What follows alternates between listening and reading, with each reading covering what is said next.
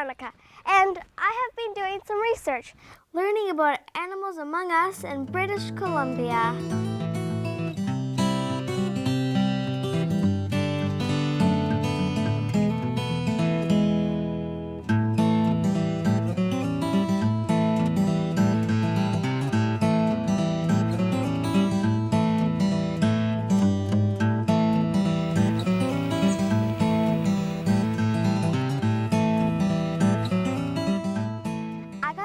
Of Julie Mackey, a rehabilitation specialist, who told me a lot of things I didn't know about deer in the wild.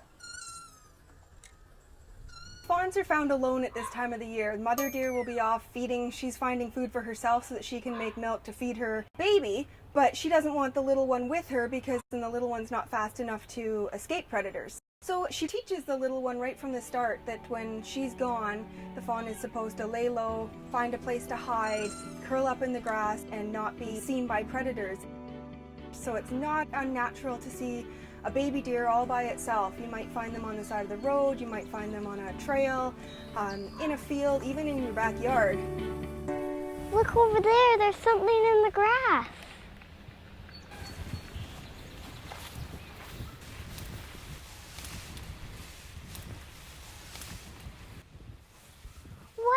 It's a baby deer. It's a fawn. The poor little fawn, she's all alone. Can we keep it? No, we should never take a fawn from the wild. The mother leaves him alone while she goes off to eat.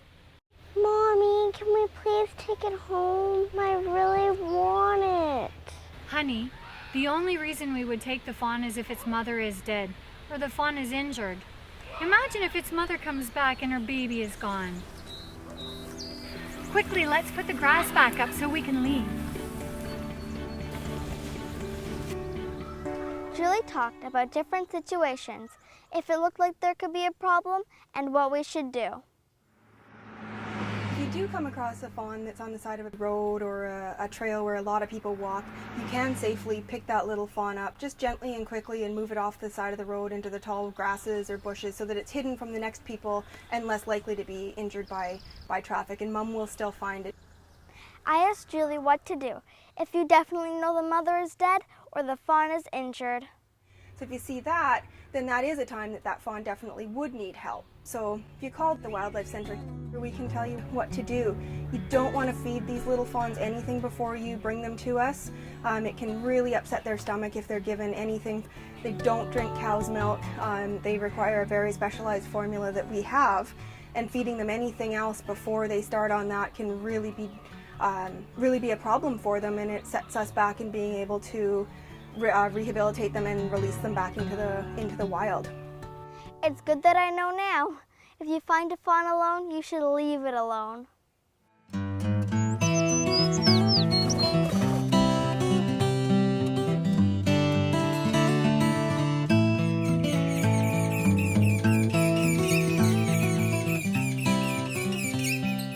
I asked Julie why so many birds are brought to the Wildlife Recovery Center each spring.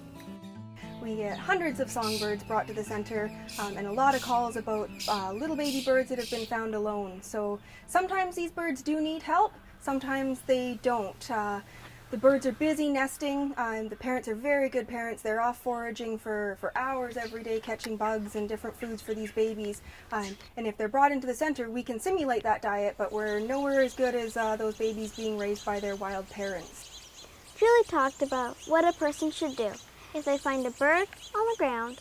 So a good way to tell if you want to know, should this still be in the nest or is it a fledgling that's come out and should be on the ground, is to do the finger test. So if you pick that little bird up and offer an index finger to its feet, if it can grasp onto your fingers and it's got the tail feathers starting to come out the back of the body, then that bird is actually a fledgling and it needs to be placed back on the ground, and the parents will be caring for it. If you pick it up and it doesn't control its legs and it's still missing feathers and you can see skin on its belly or on its head, then it probably should still be in a nest. There is a time of late in the spring, early summer, when birds are naturally coming out of the nest, and they're actually flightless for 5 days to 10 days. So they're hopping around. Parents are coming down and feeding them.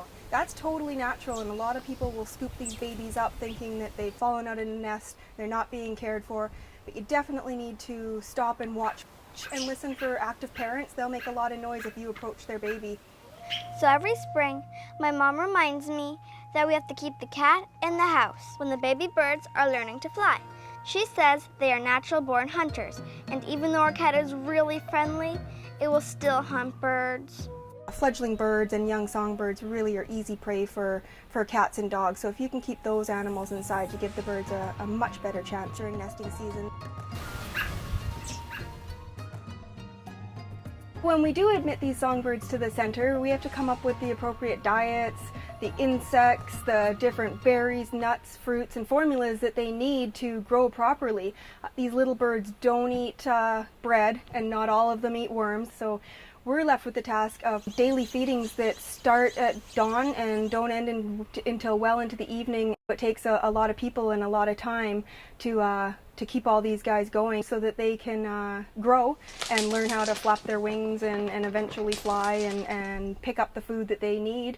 We need to teach them what they need to find in the wild before we can release them and know that they're going to be able to be successful. I then asked Julie what to do if the baby bird does not look injured but is too young to fly. If you know exactly where the nest is and one little bird has fallen out, the first step would be to try and get that baby bird back into its nest so that the parents can continue to care for it. If you can see where the original nest is, try and get that bird back in the nest. If not, you can try making a simulated nest, so using a little basket or even a yogurt or cottage cheese container lined with some paper towel or something soft. Try getting that back up in the tree, and if the parents are around, they usually will continue to feed. You can always call us and explain the situation, and we'll try and give you some tips on what you should do.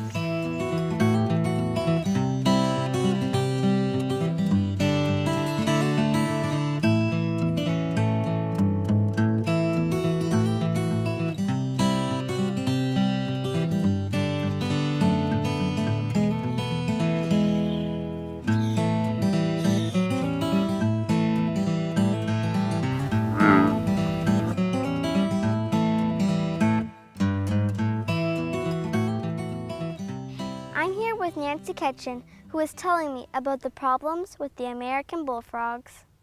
I have been catching bullfrogs and tadpoles for the last 12 years. And the reason for that is that American bullfrog is an invasive species here on Vancouver Island, and we're trying to do something to cut down on their numbers. Can you tell me first a few things about our native frogs? The Pacific tree frog, which is also called the Pacific chorus frog, is quite cute and small, up to 5 centimeters long. They can make a lot of noise, and when a bunch of them get together during breeding season, you can hear a huge singing chorus. It's probably a good idea for them to be on the lookout, just in case there's a hungry bullfrog watching them. How did American bullfrogs get to be a problem in the first place?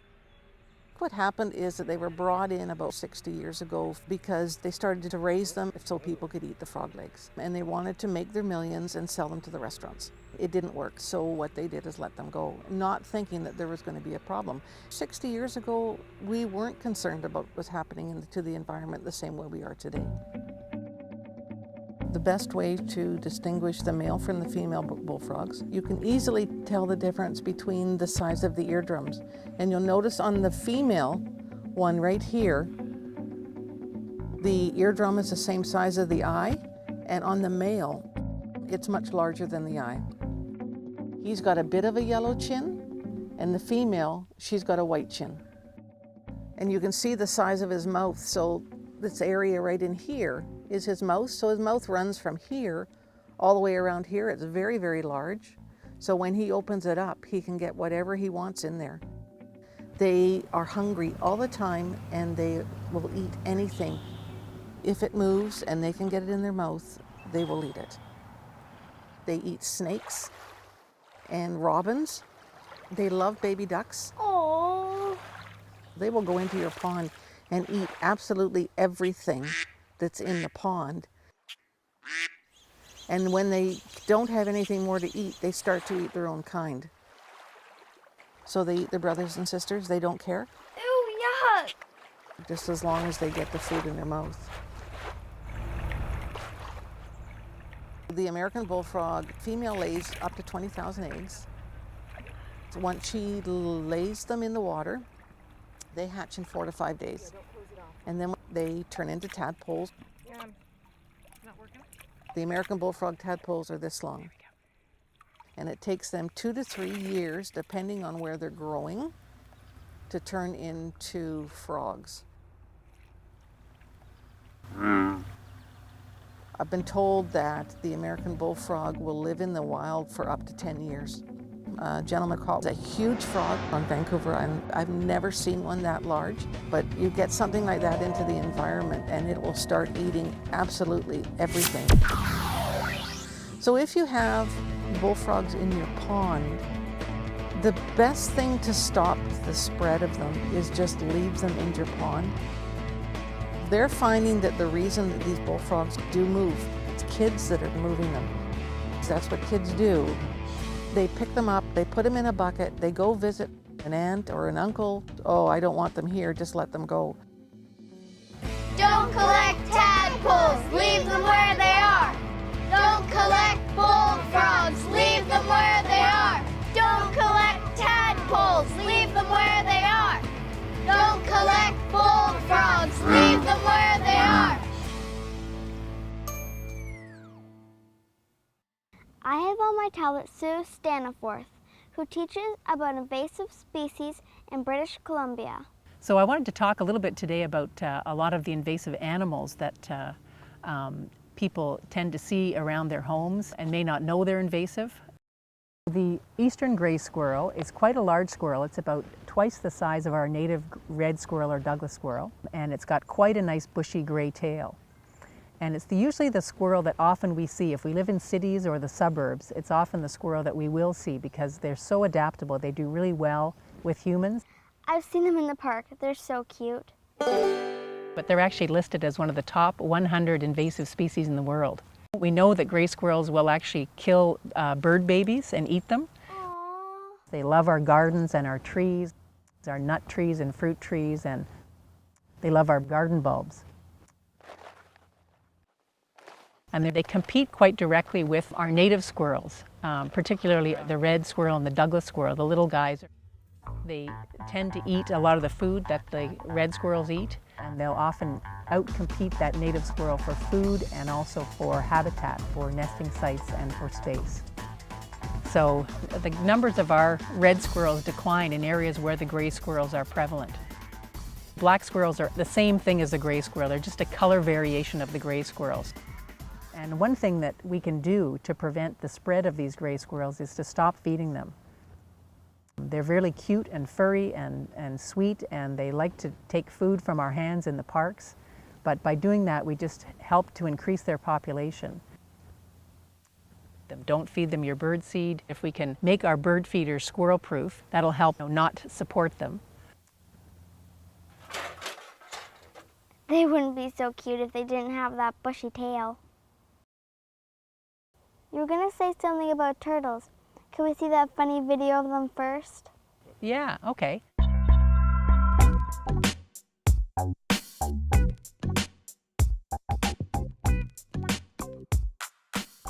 Oh, look! That guy's balancing on the other guy's back. It looks like they're having some kind of competition. Oh, there he goes. So red-eared slider turtles are another invasive species that have become quite a problem, especially in southern BC.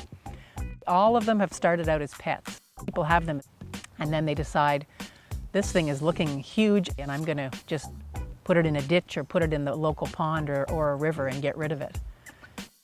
These turtles compete quite heavily with our native western painted turtle. They tend to eat the same food as the western painted turtle. They also take up the same habitat, the same sunning logs. Turtles love to sit in the sun because they can't regulate their body temperature, so they need to get in the sun to warm themselves up, and they'll often displace them out of their habitat. The other problem with the red-eared slider turtles is that they actually carry quite a bit of disease. So of course when they're released, they bring that algae and they bring that disease and that fungus with them. And that can cause quite a lot of trouble for the native species that are in that ecosystem.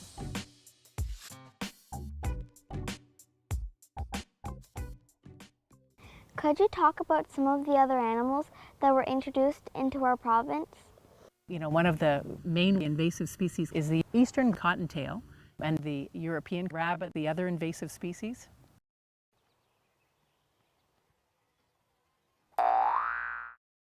The eastern cottontail spread all throughout British Columbia. They look like they should be a native rabbit, but they're quite different than our native rabbits, our hares and jackrabbits. The eastern cottontail really outcompetes the native rabbits, and they're quite damaging. They're a nice little brown bunny with a very rusty patch at the back of its neck. Another issue are the domestic rabbits that people buy as pets, and they keep them as pets for a little while. They'll often buy them at Easter because they're so cute and cuddly. And then they realize maybe they're getting too big, they get rambunctious, they start running around and eating people's flower gardens. Many people decide to dump these domestic rabbits off in parks, on hospital grounds, at universities, that people just don't want anymore. They can have many, many litters a year, up to 4 or 5, with up to 8 babies per litter, so huge numbers. And they'll eat, just about anything that's green. And once they've eaten all the green stuff, they start girdling trees, destroying shrubs, and digging under trees to eat their tree roots. So they do huge damage to the parks. Wow, what are those birds? They look like a swarm of bugs. So the European starling is not a native species. In 1890, this fellow brought over 60 starlings and he released them in New York City. Now those 60 starlings have gone on to produce over 200 million starlings in North America, and they often travel in massive flocks and often are seen feeding together on the ground, particularly in agricultural areas. So farmers' fields, vineyards, areas where there are berries, agricultural crops. These birds can be huge, huge pests. In the Fraser Valley, the blueberry farmers have lost up to 1/3 of their crop. Once they move in, they're really, really hard to get rid of. One of the things that they do is that they outcompete native birds for cavity nests. Starlings will actually physically haul baby birds out of those nests and use them for their own babies. It's amazing how fast they fly, swirling around and not hit each other.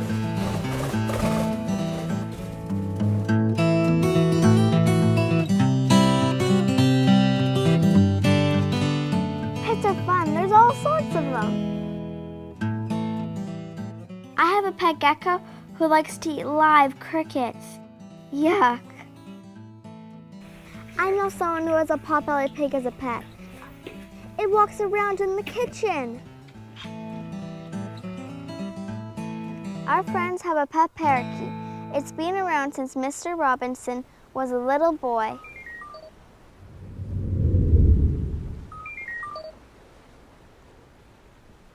Oliver, you're still here after all these years. Pets can live a long time, so you have to plan for that. All of them have started out as pets, and I had one. I loved my little baby turtle, and when I got it, it was about the size of a quarter, and it could fit fine in my little aquarium, and it started to grow, and it grew and grew and grew, and they can be the size of dinner plates or larger. Remember that this turtle can live up to 40 years. That's how long you're going to have it as a pet. So really think about that before you buy that little dime-sized or that little quarter-sized turtle. Please hang on to them. One of the sayings that we like to say is turtles are not trash. And if you can't keep it, find a turtle sanctuary, find someone that will take care of them. Please don't let them out into local ponds and local ecosystems. If you're going to buy a rabbit, please hold on to that rabbit. Keep it as a pet, for its whole lifespan. We don't want to get sick and tired of it, or it inconveniences us and drop it off somewhere, which is unfortunately what happens quite often. I think what we've learned is that our pets should be cared for at home and not released into the wild. And wild animals should not be made pets. Can we keep it? And remain wild. Don't collect bullfrogs! Leave them where they are! Don't collect